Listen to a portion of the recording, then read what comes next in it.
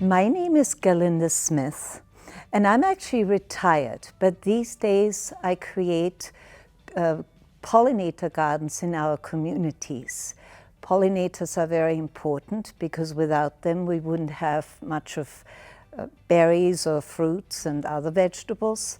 So we try and nurture them, and so I'm in charge of those projects usually, and together with my lovely friends and co-workers we create and maintain these gardens.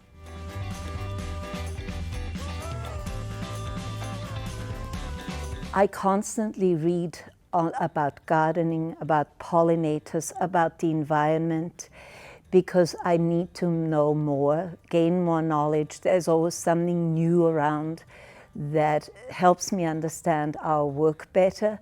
But I also read about other things. I love to read about other countries, how people live, their traditions.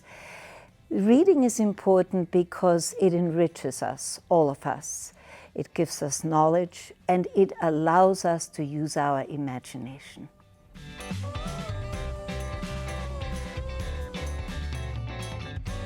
My leadership skills I would classify more as bringing people together for a common purpose. And what that is yes, someone has to give a direction, but I love to really get an input from all people that are in this project together, because my ideas may not necessarily be the best ideas.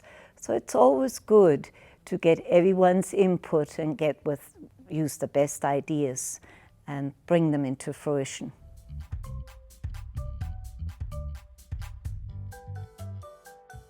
It means inspiring people, being kind.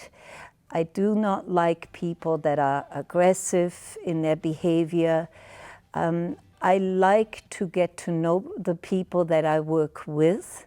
And remember, I say with, they don't work for me. And to create a better community and to have fun.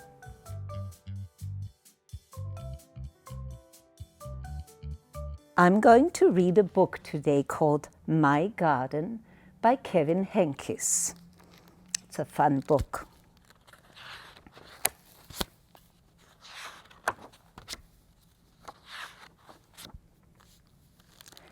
My mother has a garden. I'm her helper. I water, I weed, and I chase away the rabbits so that they don't eat all the lettuce. It's hard work. And my mother's garden is very nice. But if I had a garden, there would be no weeds, and the flowers would keep blooming and never die.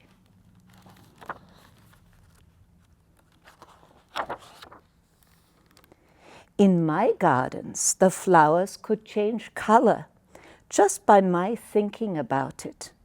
Pink, blue, green, purple, even patterns.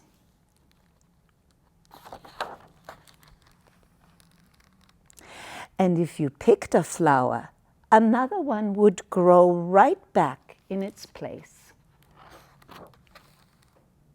In my garden, the rabbits wouldn't eat the lettuce because the rabbits would be chocolate and I would eat them.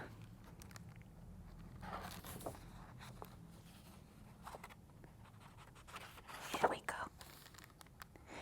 If I planted seashells, I'd grow seashells.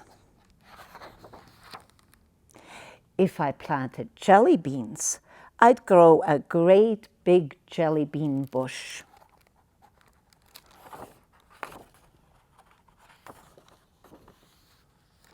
Sometimes in my garden, good, unusual things would just pop up.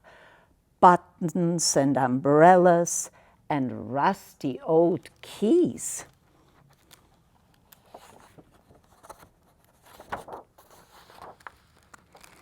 In my garden, there would be birds and butterflies by the hundreds, so that the air was humming with wings.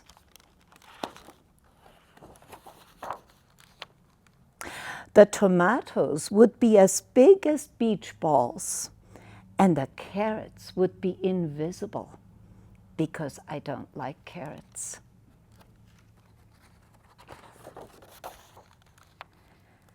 At night, the morning glories would stay open, shining like stars, and the strawberries would glow like lanterns. It's night now. Only the fireflies and the porch light are glowing. Before bed, I take one seashell from the shelf in my room and go to the garden. I poke the seashell into the ground. Who knows what might happen?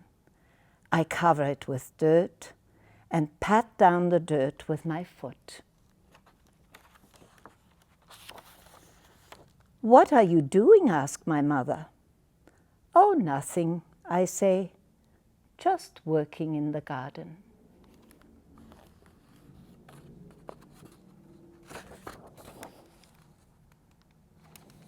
Now that was a fun story. Now I want to share a little poem with you that I usually use every time I go into my garden. And that is just about every day. Blessings on the flowers, blessings on the roots, blessings on the leaves and stems, and blessings on the fruit. I hope you all have wonderful times in your gardens. And goodbye for now.